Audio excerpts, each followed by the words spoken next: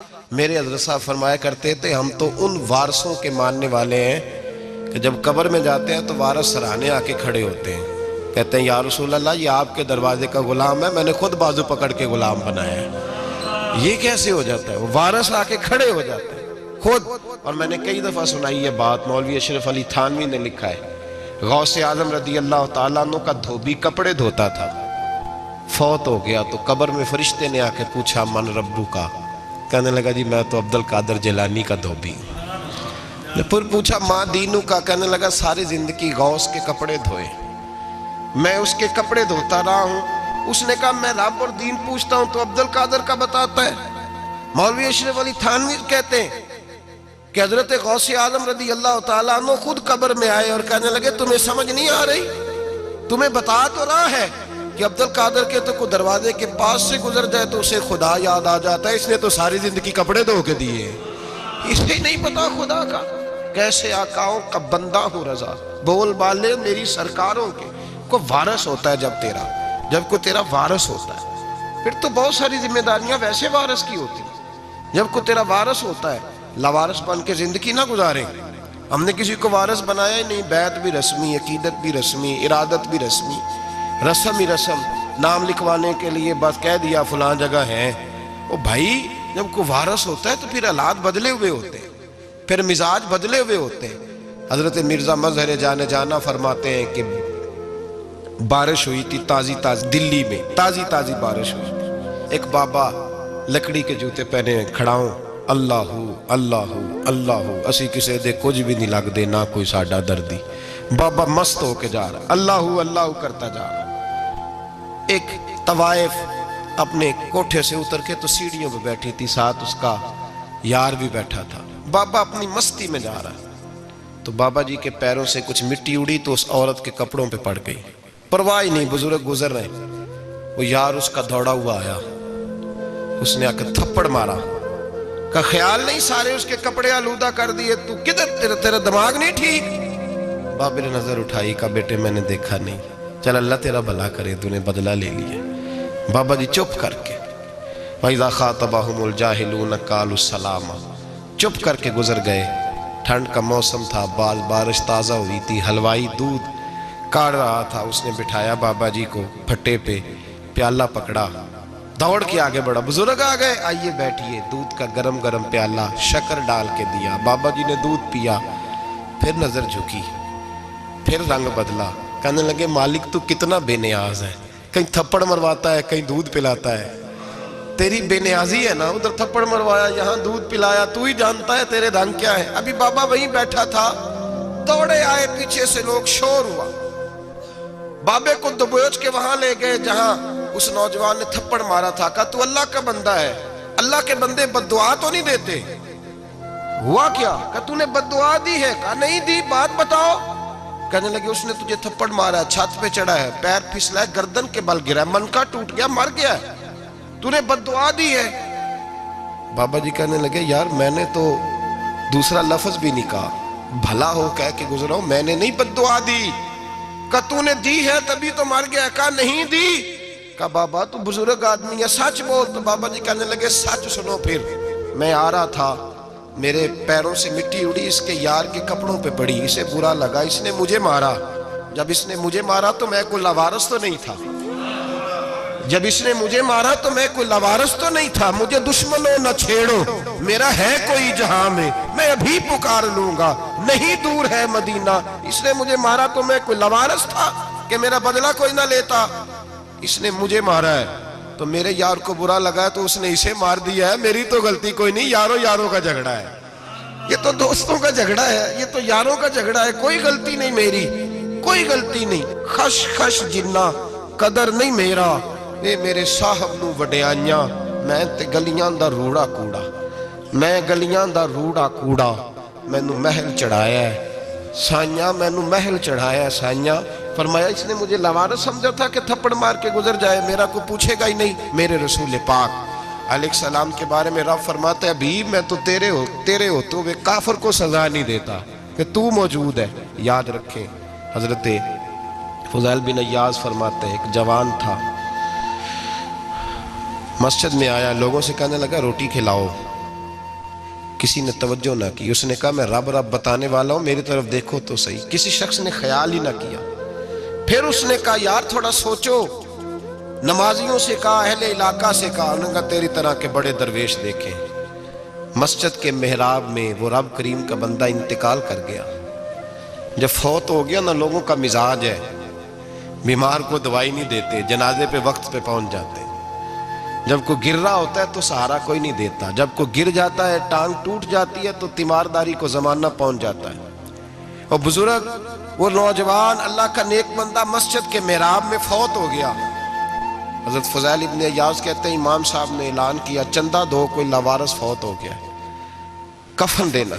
چندہ کٹھا ہوا, کفن خریدا, جنازہ پڑھا. عشاء کے بعد دفن کر کے آئے. فجر کی نماز کے لیے جب امام اور مؤذن مسجد میں آئے تو چیخیں مارنے لگے, تڑپنے لگے. دور دور تک آوازیں پھیل گئی. دنیا دوڑی آئی, کیا ہوا؟ کہنے لگے وہ جو تم نے کفن پہنایا تھا وہ یہاں پڑا ہوا ہے, اور دیکھو کفن پہ تحریر لکھی ہے. تحریر کیا ہے؟ عرش کے مالک نے فرمایا میرے دوست نے روٹی مانگی, تم نے دی نہیں. اس نے تمہیں میرے قریب کرنے کے لیے اپنی طرف توجہ کرائی, تم نے کی نہیں. اور میرا یار تمہارے کفن کا محتاج تھا, سنبھال کے رکھو اپنا کفن, میں نے اسے جنت کا لباس عطا فرما دیا. سنبھال کے رکھو, یہ کوئی لاوارثوں کا ٹولہ ہے. یاد رکھیں جو وارث والے ہیں, وارث والے ان کا رنگ اور ہے, جو ماننے والے ہیں ان کا مزاج اور ہے. اپنی زندگی لاوارثوں کی طرح نہیں گزارے, تھوڑا سا ادھر گیا تھا تو پھر تھوڑا سا ادھر گیا تھا تو تھوڑا سا. یہ کیا بات ہے, یہ کیا بات ہے؟ اپنے آپ کو, اپنی نسبت کو, اپنے عقیدے کو مضبوط رکھیں. 1 انچ کے لیے اعلیٰ حضرت فاضل بریلوی رحمت اللہ علیہ کے مکان کی دیوار گر گئی. ایک کونا مکان کا, آپ جانتے ہیں پرانی دیواریں چھوٹی ہوتی تھی اور بارشوں میں اکثر گھروں کی دیواریں گری ہوئی ہوتی تھی. ایک سائیڈ کی دیوار گر گئی تو اس کونے میں ہندوؤں کا گھر تھا. اب مستری صاحب رات کو آئے, ان سے بات ہوئی تو کہنے لگے سویرے کام شروع کروں گا. کہا 1-2 صاحب نے کہ ہندوؤں کا گھر ساتھ ہے اور وہ دشمن بھی بڑے زیادہ ہیں, تو رات کو ہی ہو جائے. کہنے لگا جی نہیں میری مجبوری ہے, مزدور کہاں سے لاؤں گا, بڑے معاملات ہیں, سویرے شروع ہوگی. اب رات کو مولانا ظفر الدین بہاری علیہ رحمہ کہتے ہیں بچے مدرسے کے, باقی سارے لوگ, سب کو جمع کیا گیا. چونکہ اس طرف سے تھوڑا خطرہ تھا ہندوؤں کی جانب سے. کہا جناب یہ بڑے دشمن ہیں اسلام کے, تو اس طرح کرو کہ 2-3 بچوں کی ڈیوٹی لگائیں یا کچھ لوگوں کی یہاں رات کو پہرا دیا جائے. ٹھنڈ بھی بڑی زیادہ تھی, کھڑا ہونا بھی مشکل تھا. اعلیٰ حضرت رحمت اللہ علیہ عشاء کی نماز کے بعد جلدی حجرہ خاص میں تشریف لے جاتے تھے. اس رات جب دیکھا نا باہر شور ہو رہا ہے تو اسی طرح سر پہ ایک رومال لپیٹا تو باہر آ گئے. کہنے لگے کیا شور ہے؟ کہ حضور سردی ذرا زیادہ ہے تو یہاں کسی کی ڈیوٹی لگانی ہے پہرے کی. 2 منٹ خاموش رہے, پھر فرمانے لگے کوئی ضرورت نہیں, جاؤ سو جاؤ سارے جا کے, کوئی ضرورت نہیں, جاؤ اپنے اپنے گھروں کو, کوئی حاجت نہیں, پہنچ جاؤ. کہا حضور مہربانی کرے, وہ طے ہونے لگا تھا. فرمایا میری وجہ سے کیوں کوئی ساری رات بیدار رہے, جاؤ تمہیں کہا نا آرام کرو. لوگ سو گئے. صبح فجر کی نماز پڑھ کے اعلیٰ حضرت رحمت اللہ تعالیٰ علیہ جب سیڑھیاں اتر رہے تھے رضا مسجد کی, تو وہ جس ہندو کی جانب سے زیادہ خطرہ تھا وہ سیڑھیوں پہ بیٹھا تھا, مسجد کی سیڑھیوں پہ. سب لوگوں کی توجہ ہو گئی. کہنے لگا مولانا میں کلمہ پڑھنے آیا ہوں, مجھے کلمہ پڑھا کے مسلمان کر دیں, میں کلمہ پڑھنے آیا ہوں, مسلمان کریں. لوگوں کی توجہ. اعلیٰ فرمانے لگے نہیں ابھی تو انتظار کر, تھوڑی دیر کے, اچھی طرح سوچ لے, جذباتی فیصلہ نہ کر کہ تو آ رہا ہے. یہ کہہ کے جب 2 سیڑھیاں نیچے اترے اس کے پاس سے تو اس نے پیر تھام لیے. کہنے لگا اب ایسے تو نہ کرو, رونے لگا. اعلیٰ حضرت رحمت اللہ نے کلمہ پڑھایا, کچھ باتوں کی نصیحت فرمائی, تشریف لے گئے.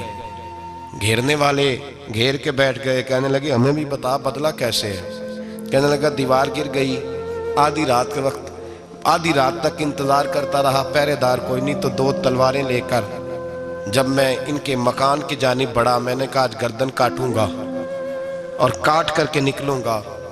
کہتا ہے جب میں قریب آیا تو 2 شیر کھڑے تھے, اوپر سے پلٹ کے آیا تو پھر کھڑے تھے, ادھر سے پلٹ کے آیا تو پھر کھڑے تھے.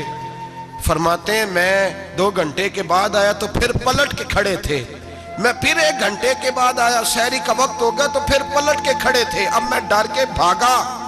کہتے ہیں فاضل بریلوی نے اپنی کھڑکی سے منہ باہر نکالا، کہنے لگے اور کتنا تجربہ کرے گا، مجھے تو لاوارث سمجھتا ہے، لاوارث ہوں میں، اور کتنا تجربہ کرے گا، بس کر مان جا۔ میں نے کہا حضور یہ کون ہے، مجھے بتائیے تو صحیح یہ کون ہے۔ تو کہنے لگے میں نے ساری زندگی رسول اللہ کی عظمت کا دفاع کیا ہے، ساری زندگی غوث اعظم کے نعرے لگائے ہیں، ابھی تو یہ مدد صرف غوث پاک جیلانی کی بھیجی ہوئی ہے، ابھی تو غوث اعظم کی بھیجی ہوئی مدد ہے، مولا علی ابھی پیچھے ہیں، دو جہاں کے محبوب ابھی اس سے پیچھے ہیں، وہ تو ابھی پیچھے ہیں، پیچھے کھڑے ہیں کہ ضرورت پڑی تو ہم بھی تیار بیٹھے ہیں۔ او بھائی آج رواج ہو گیا، رواج، میں نے 2-4 دن پہلے بھی کہا تھا، لوگ کہتے ہیں نہیں کوئی نہیں ضرورت، سامنے سارا کچھ نظر آ رہا ہے۔ او خدا کے بندو یاد رکھو، نسبت ہے بڑی چیز، جانے تو دو میں، اگر کسی کو نسبت میسر آ گئی نا، نسبت، خالی دامن ہی مل گیا، تیرے ہاتھ میں کچھ ہے تو ہونی چاہیے نا، خالی دامن ہی تجھے کسی کا میسر آ گیا تو بچ گیا۔ اپنی نسبتوں کی حفاظت کریں، ان کو مضبوط کریں، ان پر محنت کریں، ان پر توجہ رکھیں۔ یہ نسبت جو ہوتی ہے نا، نسبت، یہ دیکھیں نا، ایک گتا ہے وہ عام کتاب کو لگا ہوا ہے تو جہاں مرضی رکھ دو، اس کی کوئی قدر نہیں، لیکن جو گتا قرآن مجید کو لگ گیا ہے اس کو بغیر وضو چھونا جائز ہے۔ ایک پٹھے پہ اینٹ بنی ہے جو باتھ روم میں لگ گئی، وہاں بغیر جوتے کے جایا نہیں جا سکتا، اور جو مسجد میں لگ گئی وہاں جوتے پہن کے جایا نہیں جا سکتا۔ یہ نسبت ہے بڑی چیز، اگر میسر آئے، نصیب ہو، اپنی نسبت کو مضبوط کر کے رکھا کریں، اس کی جولانی کا مظاہرہ کیا کریں، اس نسبت میں روز توانائی آنی چاہیے۔ میں آپ کو بڑی ذمہ داری کے ساتھ ایک بات بتاتا ہوں تجربے کی، ہمیں جتنا کسی نے آ کے کہا ہے نا نسبت کے خلاف، ہماری نسبت اس سے زیادہ مضبوط ہوئی ہے۔ ہمیں جتنا کسی نے آ کے کہا ہے نا جی آپ کو کیا ملا، آپ کو کیا ملا، تو ہم نے اتنا کہا یار جیسے جیسے تو کہتا جاتا ہے ہماری تو نسبت میں اضافہ ہوتا جاتا ہے، ہمارا تو مزاج بدلتا جاتا ہے، روز ایک نیا پردہ کھلتا ہے۔